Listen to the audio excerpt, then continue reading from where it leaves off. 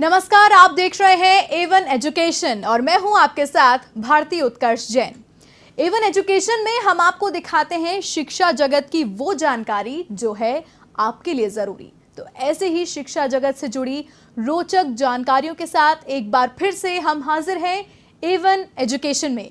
A1 education में आज हम बात करेंगे जयपुर जिले की university of engineering and management की। बातचीत करने के लिए मेरे साथ स्टूडियो में मौजूद हैं यूईएम के वाइस चांसलर डॉक्टर बिश्वजॉय चटर्जी और यूईएम के registrar professor doctor Pradeep Kumar Sharma. Sir, आप दोनों का बहुत बहुत स्वागत है हमारे स्टूडियो में। अब हम आपसे उनकी सीधी बातचीत कराएंगे। कुछ सवाल मैं आपसे पूछने वाली हूं उनके ज़रिए, जो मेन क्वेश्चन सभी स्टूडेंट्स के सामने होते हैं, सभी के मन में होते हैं, वो हम उनसे जानेंगे। तो सर, सबसे पहले मैं आपसे जानना चाहूँगी किस तरीके से आपका ये पूरा जो मैनेजमेंट है, यूनिवर्सिटी है, वो काम करता है? Actually university of engineering and management जो है, it is established by the reputed IEM group from Kolkata, institute of engineering and management from Kolkata. IEM Kolkata West Bengal का सबसे पुराना सेल्फ फिनेंस्ड इंस्टीट्यूट है और कलकत्ता में, वेस्ट बंगाल में सबसे पहले जो मेरिट लिस्ट है उसमें सबसे पहले IEM कोलकाता का सीट्स भर्ती होते हैं, उसके बाद ही बाकी कॉलेज का शुरू होते हैं। तो we were invited by government of Rajasthan. 2011 साल में इनविटेशन मिला था राजस्थान गवर्नमेंट का, जहां हम लोगों को इनवाइट किया गया था कि आप आके जयपुर में या राजस्थान में आपके एक यूनिवर्सिटी एस्टैब्लिश करो। तो we came over here, we set up the university and this university is now and have always been a student centric university. हम लोग बिलीव करते हैं कि taste of fruit is in eating. तो हमारे जो स्टूडेंट यहाँ से पास होते हैं उनको बढ़िया से बढ़िया नौकरी मिले, अच्छे जगह पे वो काम करे, गवर्नमेंट में हो या प्राइवेट सेक्टर में हो, देश में हो या विदेश में हो, हर जगह पे हर बड़े बड़े कंपनी में टॉप पोजीशन में हमारे स्टूडेंट काम करे, तो ही हम लोग मानते हैं कि हम लोग सक्सेसफुल है।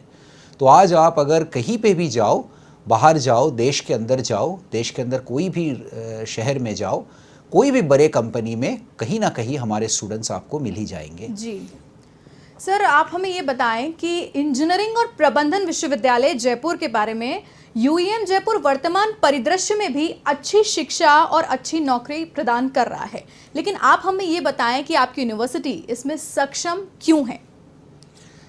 देखिए, अभी मैं एक ही बात बोलूँगा कि आप जो जगह पे जाते हो, वो कोई भी जगह में आप जाते हो, उसमें आपका एक एक्सपेक्टेशन होते हैं। राइट। तो आप जब कोई डॉक्टर के पास जाते हो, आपका एक्सपेक्टेशन होता है कि डॉक्टर बहुत अच्छा है। जी। तो आप कोई टाटा के कंपनी में जाते हो, आपका एक्सपेक्टेशन होगा कि यहाँ के इंजीनियर बहुत अच्छा है, तो ही अच्छा प्रोडक्ट बनाएंगे। कॉलेज में आप जब आते हो, आपका एक्सपेक्टेशन बहुत सिंपल है कि टीचर्स बहुत अच्छा होना चाहिए। यहाँ पे डॉक्टर कैसे है, यहाँ पे इंजीनियर्स कैसे है, उससे आपके मतलब नहीं है। आपका यहाँ पे मतलब ये है कि टीचर्स कितना अच्छा पढ़ाते हैं और बच्चों को कितना अच्छा प्लेसमेंट मिलता है। तो we are focused on these two things. We are focused on very good disciplined education. जो एजुकेशन होगा, बहुत डिसिप्लिन्ड तरीके में एजुकेशन दिया जाएगा और बच्चे जो है डिसिप्लिन्ड होंगे, एक समय फॉलो करके चलेगा और पढ़ाई सही ढंग से करता जाएगा। और जब इंडस्ट्री आएंगे, इंडस्ट्री डिसिप्लिन बच्चा यहाँ पे मिलेगा तो इंडस्ट्री रिक्रूट करेंगे। आप देखो, हमारे यहाँ पे पिछले साल हाई सैलरी पैकेज गया था 72 lakhs per annum from giga data centre Atlanta USA। तो ये जो गया था, इसका रीज़न ये है कि जो बच्चों यहाँ पे उनको मिला था, he is a trend, proper discipline, well educated student जो अच्छा काम कर सकता है इंडस्ट्री के लिए। तो उसी लिए हमारा सक्सेस का यही हम समझते हैं मंत्र यही है कि अच्छा पढ़ाई करवाओ, स्टूडेंट को अच्छा डिसिप्लिन बनाओ, स्टूडेंट को काबिल बनाओ, स्टूडेंट को अच्छा नौकरी मिलेगा, तो ही हमारे यहाँ पे बेटर स्टूडेंट्स आते रहेंगे। जी सर, और शायद इसीलिए आपकी यूनिवर्सिटी बाकी यूनिवर्सिटीज़ और बाकी एजुकेशनल इंस्टीट्यूट में सबसे अलग भी है। अब मैं आपसे ये जानना चाहूँगी कि यूईएम जयपुर अपने छात्रों का समर्थन करने के लिए परिणाम आधारित शिक्षा को किस तरीके से लागू कर रहा है? देखिए, आउटकम बेस्ड एजुकेशन जो आप बोलना चाहते हो, जी जी, it is very simple. A student he should be application oriented. Right. Application oriented मतलब मैं जो सीखा वो तो मैं किताब से सीखा, लेकिन किताब से सीखना काफ़ी नहीं है, उसको अप्लाई करना होगा। इसके लिए हम काफ़ी कुछ टीचिंग लर्निंग प्रोसेस में बहुत सारे चीज़ें इनकॉर्पोरेट किए हैं। जैसे कि आप जानते हो फ्लिप लर्निंग। फ्लिप लर्निंग मतलब लर्निंग को उल्टे तरीके से। कैसे? राइट। क्लास में पढ़ाओ, बच्चे क्लास के बाहर जाके उसको अप्लाई करेंगे। हम लोग बोलते हैं कि नहीं, ये जो क्लास में पढ़ाया जाएगा उसका वीडियो, लेक्चर वीडियो पहले से ही स्टूडेंट को दे दिया जाएगा, एक हफ्ते पहले यूट्यूब रिकॉर्डिंग। स्टूडेंट उसको पढ़ के क्लास में आएंगे। क्लास में जब आएंगे हम लोग उसके साथ एप्लीकेशन डिस्कस करेंगे। हम उसके साथ डिस्कस करेंगे इसको आप कैसे अप्लाई करोगे, इससे आप कुछ बनाओगे कैसे, तो ही जाके स्टूडेंट जो है एप्लीकेशन ओरिएंटेड बनेंगे। हम लोग ये चाहते हैं कि इंडस्ट्री में जब स्टूडेंट जाए उनको वहां पे जाके 6 महीने 1 साल ट्रेनिंग करने की जरूरत ना पड़े, वो ट्रेंड होके ही इंडस्ट्री में जाए। उससे फायदा ये है इंडस्ट्री को वो डे 1 से कुछ ना कुछ डेवलप करके दे सकते हैं ताकि इंडस्ट्री में ट्रेनिंग ना देना पड़े। इसी को हम आउटकम बेस्ड एजुकेशन बोलते हैं। जी सर, ये बताएं कि यूईएम जयपुर के छात्रों को अच्छे प्लेसमेंट्स कैसे मिल रहे हैं, क्योंकि महामारी में विश्वविद्यालय अपनी कक्षाओं की देखभाल भी उन्हें करनी होती है, तो ये कहीं ना कहीं एक बड़ा चैलेंज भी है यूनिवर्सिटीज़ के सामने कि अच्छा प्लेसमेंट्स स्टूडेंट्स को कैसे मिले। देखिए, बहुत सारे लोग ये समझते हैं कि इंडस्ट्री के साथ आपका रिलेशन बहुत अच्छा हो तो बच्चे को अच्छा प्लेसमेंट दिलाया जा सकता है, लेकिन मैं एक चीज़ आप लोगों को एकदम क्लियर कर देना चाहता हूँ कि इंडस्ट्री बच्चों से सिर्फ एक ही चीज़, रिलेशन नहीं मांगता, एक ही चीज़ मांगता है कि you should be able to deliver to the industry right from day 1। मैं आपको 6 महीना ट्रेनिंग दूंगा, 1 साल ट्रेनिंग दूंगा, 6 महीने 1 साल बाद आप नौकरी छोड़ के भी जा सकते हो, तो ये पूरा ट्रेनिंग इंडस्ट्री के लिए बेकार चला जाएगा। लेकिन आप अगर डे 1 से डिलीवर करो तो ही जाके इंडस्ट्री के लिए फायदा है। हमारा जो सिलेबस है ये हम 74 इंडस्ट्री पर्सनल से, जो हमारे रिक्रूटर्स है, उनसे वेरीफाई कराए हैं कि ये सिलेबस को अगर हम फॉलो करें तो क्या आपकी इंडस्ट्री के लिए फ़ायदा है। तो उन्होंने वो 74 इंडस्ट्री में पर्सनल उसको देखा, उस पर फीडबैक दिया, तो ही हमारा सिलेबस फाइनलाइज हुआ। उस सिलेबस को हम बच्चे को पढ़ाते हैं and we expect that the students will be able to deliver right from day 1। इसीलिए हमारे यहाँ पे इतना अच्छा नौकरी होता है। हर बच्चा को आप देखो, एक बच्चा ऐसा है पैंडेमिक के टाइम में 9 जॉब ऑफर्स मिला है, अंकित नाम है। एक बच्चा है 5 जॉब ऑफर मिला है। इस साल प्लेसमेंट जस्ट शुरू ही हुआ है, PWC में उनको ऑफर मिल गया। एक बच्चा ऐसा है सिंगापुर में 4 जॉब उनको मिल गया है, उसमें से सिंगापुर में से उनको 9 लाख पर एनम का ऑफर ऑलरेडी मिल गया है। जी सर, इस समय सभी इंटरेस्टेड स्टूडेंट्स और उनके पेरेंट्स के लिए आपका क्या संदेश है, जब सरकार संस्थानों को कोविड प्रोटोकॉल्स के साथ खोलने की अनुमति दे रही है, तो ऐसे में आप क्या मैसेज कन्वे करना चाहेंगे स्टूडेंट्स और उनके पेरेंट्स को?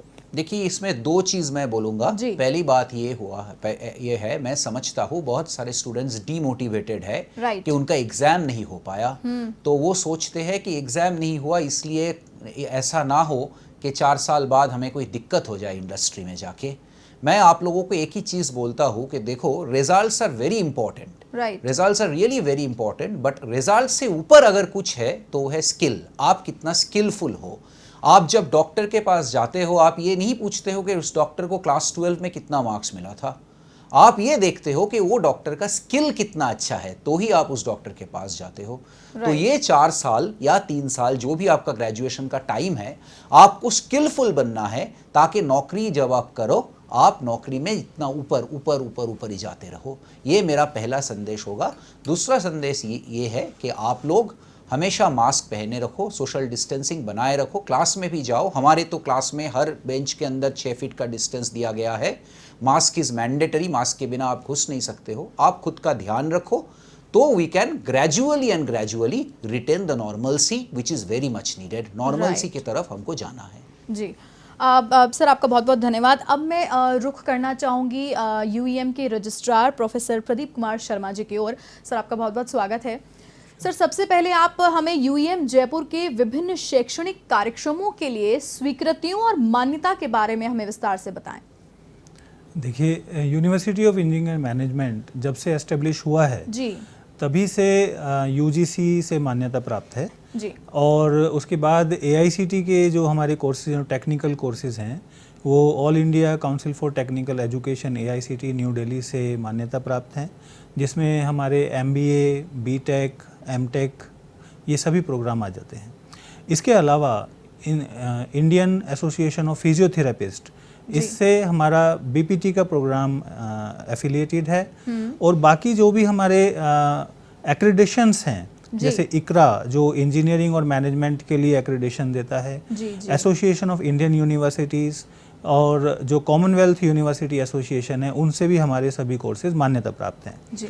हम लोग मेंबर हैं, मतलब ये हमारी जो यूनिवर्सिटी है यूईएम जयपुर, ये मेंबर है आईमा का जो मैनेजमेंट स्कूल्स को मान्यता देती है, और एआईएमएस का, ऑल इंडिया मैनेजमेंट स्कूल्स का। तो इसका मतलब स्टूडेंट्स के मन में अगर जरा सी भी शंका है किसी भी कोर्स को लेके, वो बिल्कुल भी आश्वस्त हो जाएं कि सभी कोर्सेज सभी स्टैट्यूटरी बॉडीज से मान्यता प्राप्त हैं। राइट। सर, आप कैसे सोचते हैं कि महामारी के दौरान शिक्षक और छात्र प्रदर्शन कर रहे हैं, क्या छात्रों को कोई शैक्षणिक नुकसान हुआ है? नवीनतम तकनीकों और ऑनलाइन प्लेटफॉर्म के साथ शिक्षकों को कैसे अध्ययन और प्रशिक्षित किया गया है? क्योंकि ये भी देखा गया है सर कि इतने समय से बच्चे ऑनलाइन पढ़ते आ रहे हैं, तो कहीं ना कहीं एक डिससेटिस्फैक्शन उनमें भी है, और टीचर्स के लिए भी अपने आप में कहीं ना कहीं चैलेंजिंग भी है। देखिए, इसमें एक अनुभव की बात है कि university of engineering and management, जैसे सर ने कहा, आईईएम कलकत्ता का एक संस्थान है और जो पिछले लगभग 40 साल से इंजीनियरिंग एजुकेशन में है। हमारे सभी टीचर्स इसमें कंप्लीटली, मैं कह सकता हूं कि एक्सपीरियंस थे कि किस तरीके से अपने लेक्चर्स को रिकॉर्ड करना है और अपने लेक्चर्स को किस तरीके से ऑनलाइन अवेलेबल कराना है।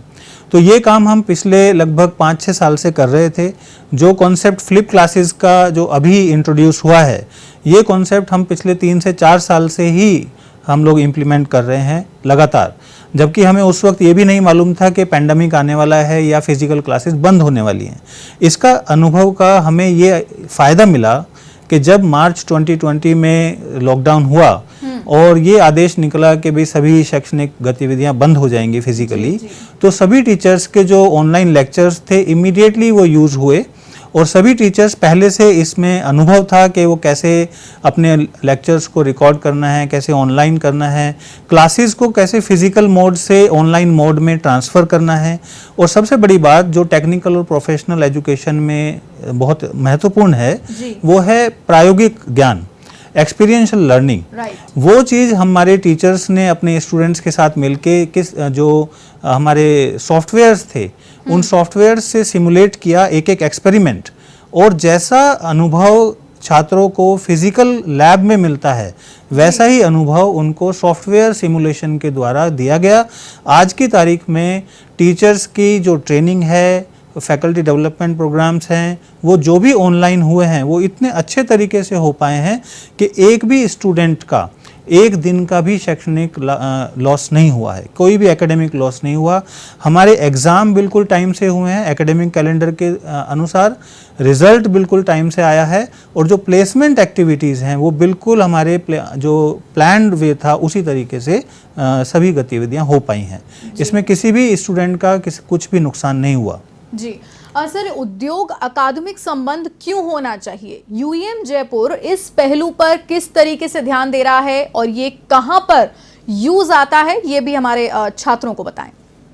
देखिए, जो इंडस्ट्री एकेडमिक्स का जो एकेडमिया का जो रिलेशनशिप है जी, वो इस तरीके से हम समझ सकते हैं कि जो अभी बात हुई आउटपुट बेस्ड एजुकेशन की, आउटकम बेस्ड एजुकेशन की, जी, हमारा स्टूडेंट कहाँ जाएगा, हमारे स्टूडेंट्स को कहाँ पर एक्सेप्टेंस होगी, वो मानक तय होते हैं इंडस्ट्री में। इंडस्ट्री की जो रिक्वायरमेंट है अगर वो हम फुलफ़िल कर रहे हैं तो हम उसको उसी हिसाब से ट्रेनिंग देने में अगर सक्षम हैं तो हमारे छात्र वहाँ पर अपने जॉब्स पा सकते हैं। तो एक जो इंडस्ट्री से हमारे टाई अप्स हैं, हम लोग क्या करते हैं कि इंडस्ट्री के पर्सन से यूईएम जयपुर लगातार इंटरेक्ट करता है, और यूईएम जयपुर के इंटरेक्शन की वजह से हमें ये फीडबैक मिलता है इंडस्ट्री से कि किस तरह की स्किल्स उनके यहाँ रिक्वायर्ड है, किस तरह के स्किल्स के स्टूडेंट्स उनको चाहिए, तो हम वो अपने सिलेबस में पहले ही इनकॉर्पोरेट रखते हैं। बोर्ड ऑफ स्टडीज़ में हमारे जो मेंबर्स हैं वो इंडस्ट्री से बुलाए जाते हैं, उनके जितने भी सजेशंस हैं हम अपने सिलेबस में इनकॉर्पोरेट करते हैं और अकॉर्डिंगली हम सिलेबस को चेंज करते हैं। तो जब बच्चा थर्ड ईयर या फोर्थ ईयर के बाद जॉब्स के लिए जाता है, वो पहले से ही तैयार है उस इंडस्ट्री के लिए जहाँ पे उसे काम करना है। तो इंडस्ट्री में वो प्लेसमेंट की वैल्यू भी बढ़ती है और उस बच्चे का पहले दिन से ही आउटपुट मिलना शुरू हो जाता है। जी सर, छात्रों और उसके शिक्षकों के कौशल में इम्प्रूवमेंट के लिए एकेडमिक के अलावा यूईएम जयपुर में और कौन कौन सी ऐसी गतिविधियां होती हैं, ये भी हमें बताएं। देखिए, एक अनुभव के आधार पर ही मैं बोल सकता हूं कि जो रेगुलर जो एकेडमिक एक्टिविटीज़ हैं, क्लास का एनवायरनमेंट है, वो एक सीखने की प्रक्रिया का लगभग 20 से 30% हम मान सकते हैं जी। लेकिन जो ज़्यादा सीखने की जो प्रवृत्ति है वो तभी आती है जब स्टूडेंट्स को और टीचर्स को एक ओपन एनवायरनमेंट दिया जाए। और ओपन एनवायरनमेंट में जो एक्टिविटीज़ हैं, जैसे टेक फेस्ट है, कॉम्पिटिशन्स हैं, क्विज प्रोग्राम्स हैं, उनको इंटरेक्ट किया जाए दूसरे कॉलेजेस के साथ compete करने के लिए। अच्छा, कंपटीशन करने के लिए भी उनको उस कॉलेज में भेजा जाए जो उनके कंपटीशन के लेवल पे है। अगर कंपटीशन से लेवल नीचे है तो उनको कंपटीशन का फ़ायदा नहीं है, वो हमेशा विजयी रहेंगे। लेकिन अगर हमारे जो कंपटीशन है वो हम एनआईटी या आईआईटी के किसी कॉलेज से और उनके स्टूडेंट से करें, जहाँ पर एक लेवल के अच्छे लेवल के स्टूडेंट्स आते हैं, तो डेफिनेटली कुछ समय के बाद हमारे स्टूडेंट्स का कॉम्पिटिटिव लेवल भी बढ़ेगा, उनमें कॉन्फिडेंस भी आता है। तो हम लोग शुरू से ही इस चीज़ को बढ़ावा दे रहे हैं कि टेक फेस्ट, कल्चरल एक्टिविटीज़ और जितनी भी ऑल टुगेदर लर्निंग एक्टिविटीज़ हैं, इन एडिशन टू जो हमारा रेगुलर एक्टिविटीज़ हैं, एकेडमिक एक्टिविटीज़, वो हम कराते हैं। टीचर्स के लिए फैकल्टी डेवलपमेंट प्रोग्राम है, रिसर्च एंड इनोवेशन के प्रोग्राम्स हैं जिसमें उनको प्रोत्साहित किया जाता है कि वो बुक्स लिखें, पेपर्स लिखें, पेटेंट्स लिखें और प्रोजेक्ट्स पे काम करें। और प्रोजेक्ट्स के जो प्रोजेक्ट्स हैं वो ऐसे हों जो सोसाइटी के लिए अच्छे हों, सोसाइटी को बेनिफिट कर सकें। तो ये सब एक्टिविटीज़ रेगुलर बेसिस पे चलती रहती हैं। जी सर, आपका बहुत बहुत धन्यवाद। तो दर्शकों, हमारे साथ यूईएम के वाइस चांसलर विश्वजॉय चटर्जी हमारे साथ स्टूडियो में मौजूद थे, जिनसे हमने आपको बात की। सर, आपका बहुत बहुत धन्यवाद हमारे स्टूडियो में आने के लिए और ये महत्वपूर्ण जानकारी हमारे बच्चों के साथ शेयर करने के लिए। और साथ ही साथ हम धन्यवाद करेंगे यूईएम के रजिस्ट्रार प्रोफेसर प्रदीप कुमार शर्मा का। सर, आपका भी बहुत बहुत धन्यवाद। तो दर्शकों, A1 एजुकेशन में फिलहाल के लिए इतना ही। देश और दुनिया की तमाम बड़ी खबरों के लिए आप देखते रहिए A1 टीवी। नमस्कार।